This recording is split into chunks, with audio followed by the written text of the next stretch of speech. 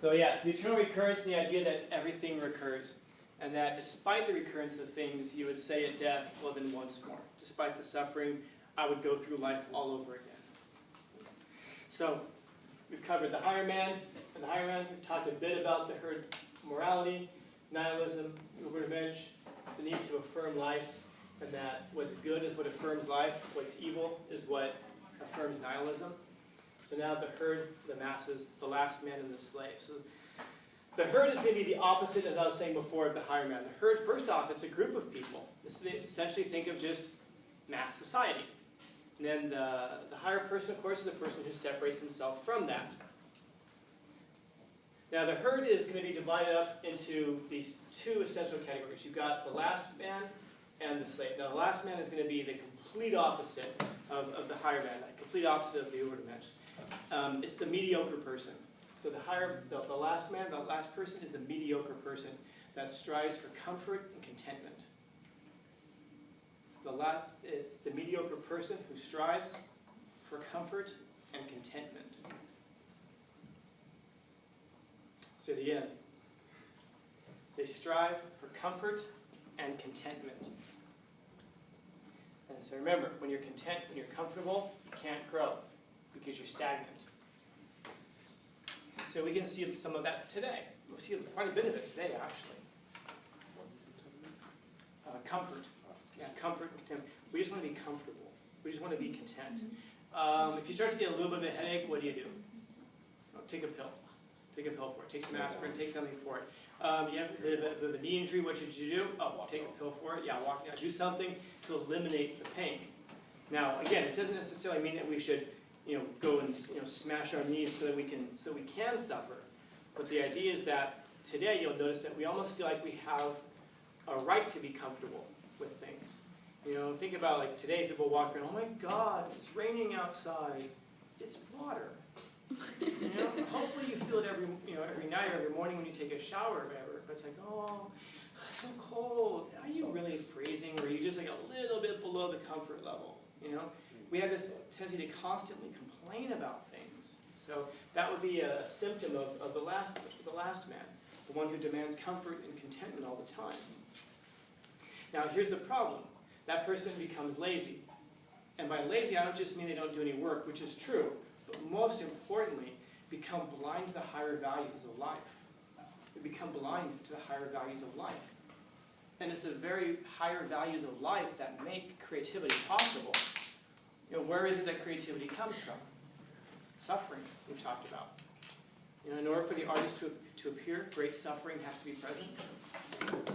So we become creative, we become better in all these ways through suffering. So when you eliminate suffering, we eliminate the opportunity to become better, and we rest instead on mediocrity. I would suggest to you, in fact Nietzsche would suggest to you, that this is the popular goal of Western society. That's what's so amazing about Nietzsche also, that he dies in 1900, he stops writing in 1889, but he presages so much of the 20th century. He presages so much of what's to come. He predicts these world wars. He predicts the growing level of nihilism that's going to come from that. In fact, when Nietzsche says God is dead, he doesn't say this in a celebratory way. He's a savage critic of Christianity. But he doesn't say, God is dead, let's have a party for it.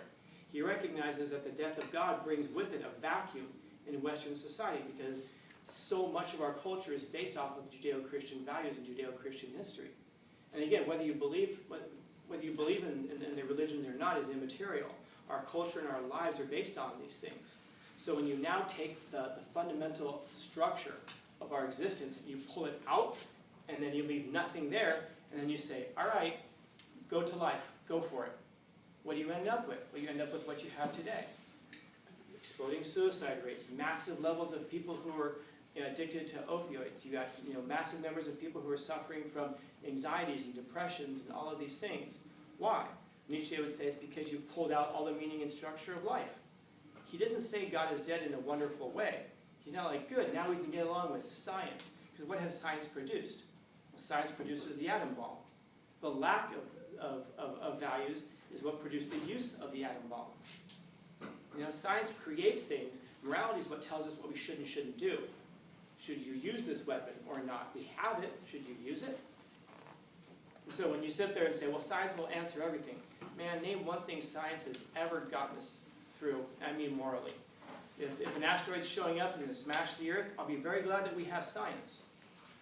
But understand that also, I'll be very happy when an asteroid smashing into the Earth is considered a bad thing to us.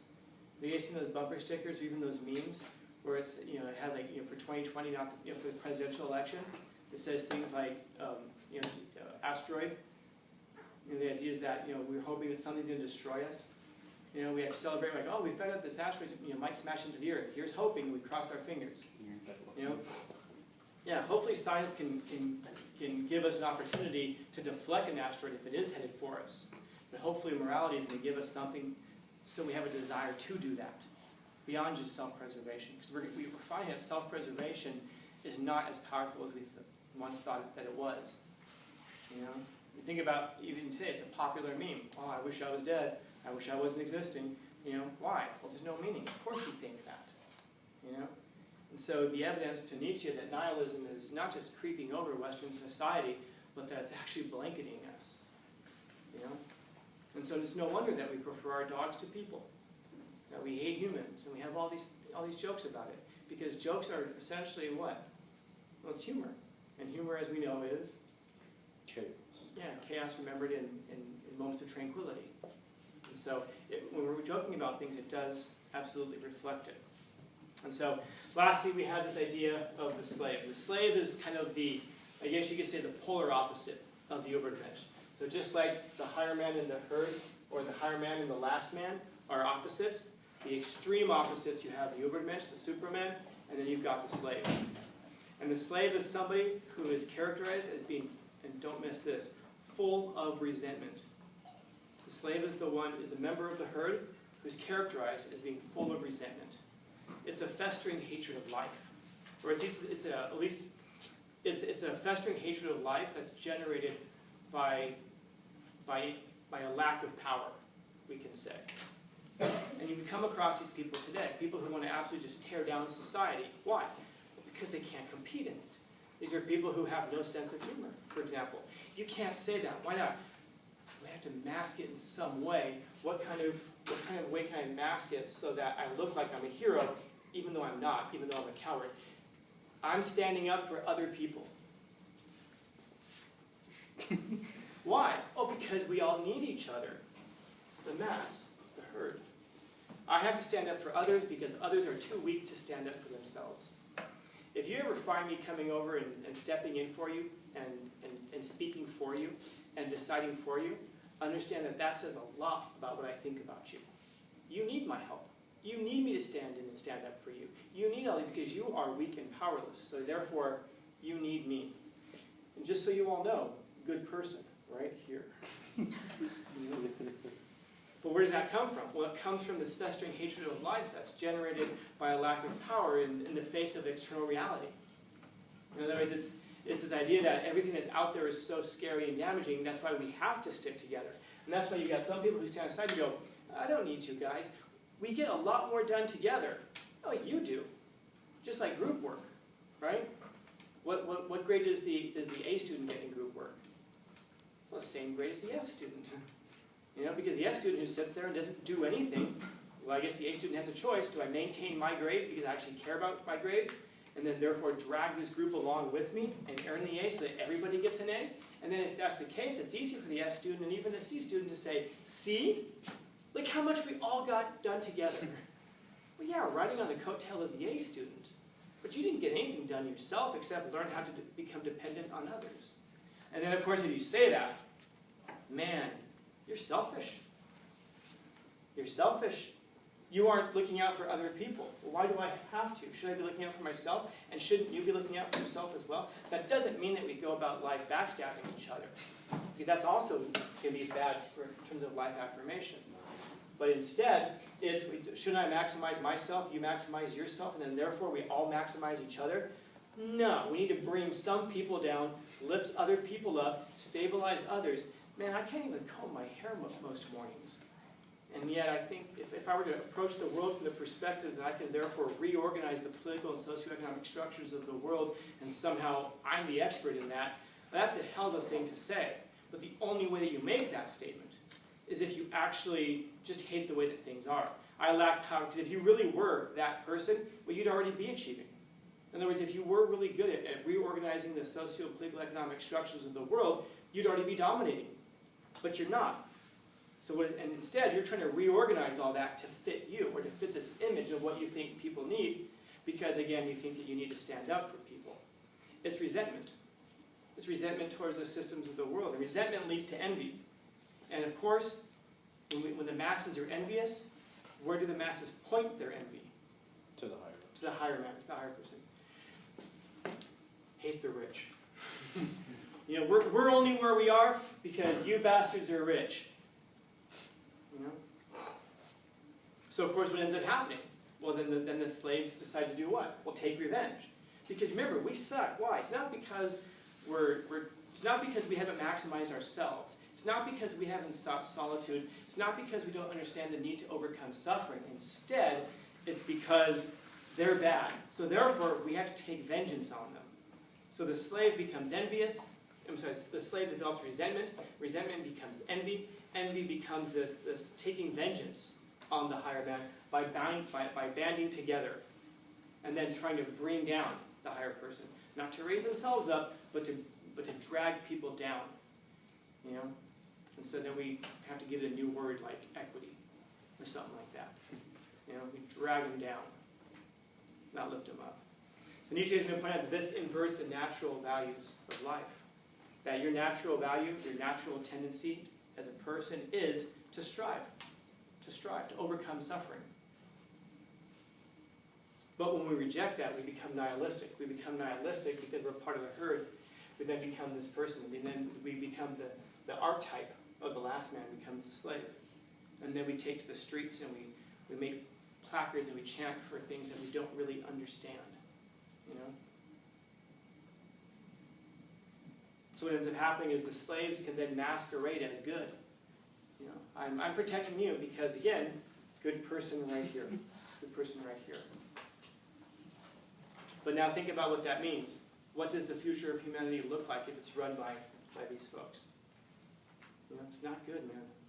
It's not good. And worse than anything, it's going to stop you from becoming what you could become.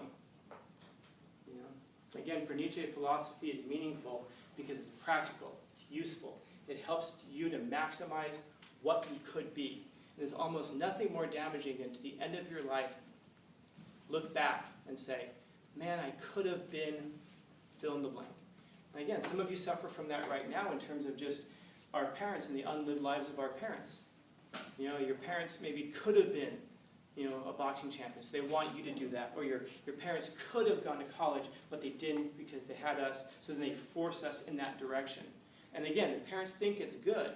I'm not saying that parents are setting out trying to ruin our lives, and parents are trying to prevent us from making the same mistakes that we made. I'm sorry, from the same mistakes that they made when they were growing up. Parents don't have necessarily bad motives. Some do, but most don't have bad motives. You know?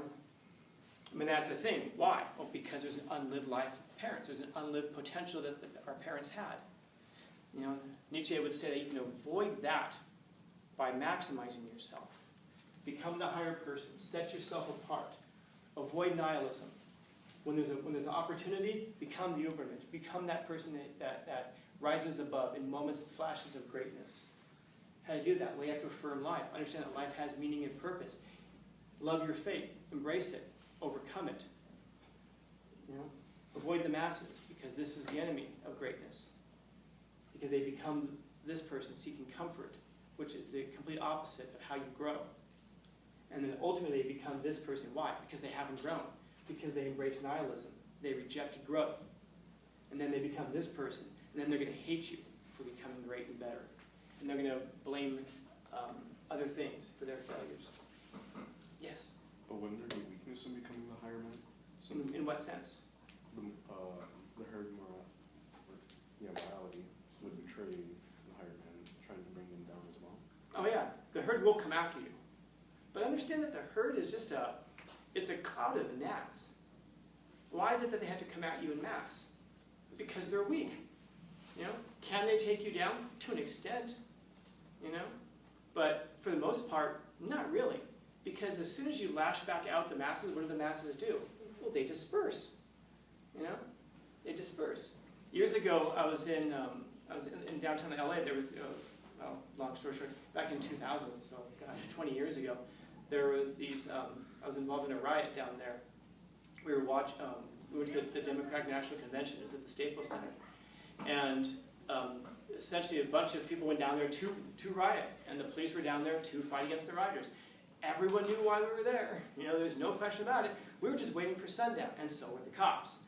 Because at that time, there were several riots all over the country around those times. Long story. But the point is that when all of us are standing in a group together, whatever, who do the cops take out? People in front. Well, yeah, the loud people. Because as soon as you take out the loud person, what happens to the crowd? They get quiet. Yeah, everybody scatters like gnats, like rats. Why? Because they weren't strong. They were strong in a group together. Everyone covered up their faces so they couldn't be recognized, so they could look like everybody else. Now, would that group have been dangerous to like a Starbucks window? Yeah. Just like you see today, people who put on black masks and everybody dresses in all black so that they can blend into the crowds. They're not actually individuals, so that they're not responsible for their individual actions, so they can't be identified as individuals. And then all together, they'll say, like, let's go do this. And everyone kind of goes over, they'll smash a Starbucks window, they'll attack a cop car. Now, take off those masks. What are the chances that and put them by themselves.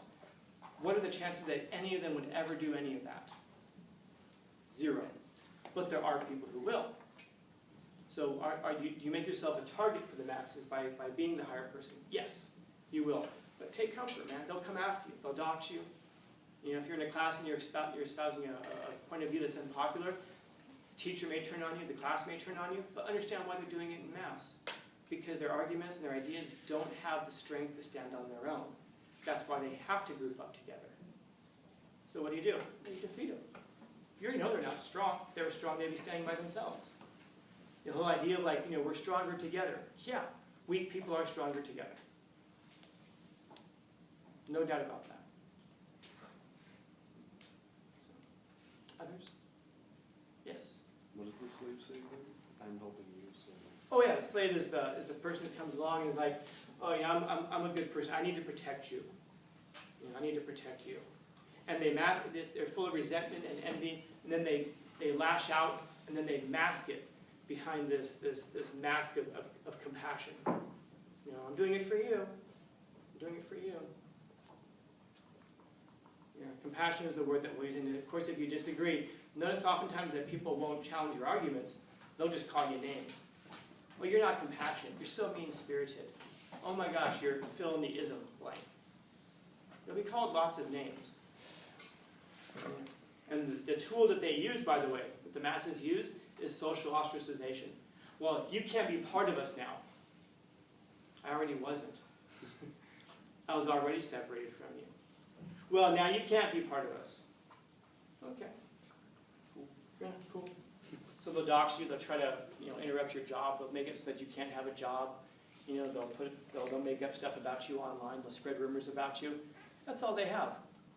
But that only matters if you're dependent on the mass, on the crowd. Others?